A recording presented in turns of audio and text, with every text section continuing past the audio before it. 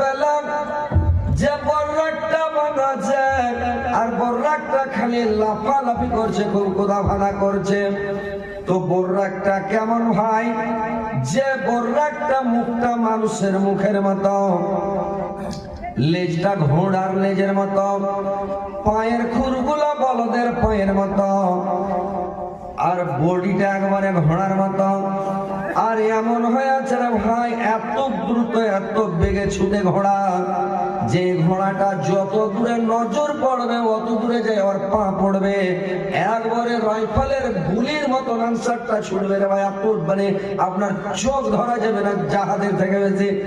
জাহাজ কত বেগে চলে, জাহাজ দেখতে পাওয়া যায় চলছে ভোমরা, ওই সামনে জাহাজ আর এই সামনে আওয়াজ, আর ও ইয়ার থেকে গতি উড়ে গেল, মানে দেখতে উড়ে গেছে, আমি দেখতে পারবেন না এত গতি।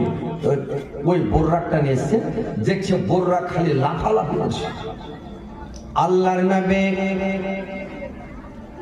শুয়ে আছেন, জিবরাইল আলাইহিস সালাম বোর্রাকটার পিঠে হাত রেখে বললেন, রে বোর্রাক, আজকে তোমার পিঠে কে সওয়ার হবে তুমি জানো? তুমি লাফালাফি করছো। বললে কে সওয়ার হবে?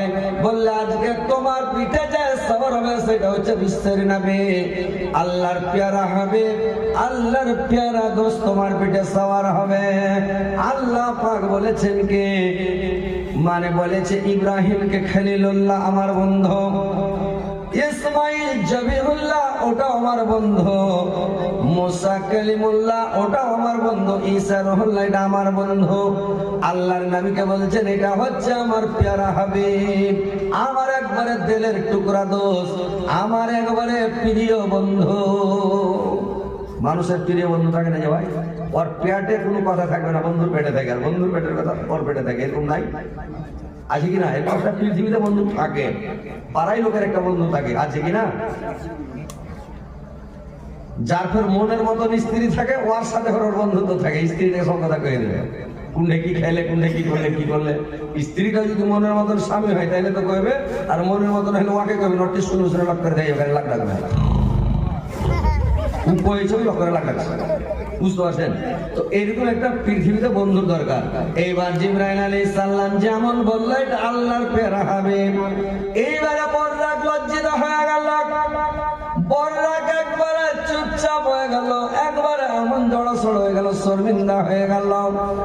এবার আল্লাহর নবীকে ওখানে করলেন কি, বর্রাকের উপরে সওয়ার করে দিয়ে চড়িয়ে দিয়ে বললেন এবার চলেন আল্লাহর নবী। আল্লাহর রাসূল মসজিদ আরাম থেকে মসজিদ আকসার দিকে যখন রওনা হয়ে গেল,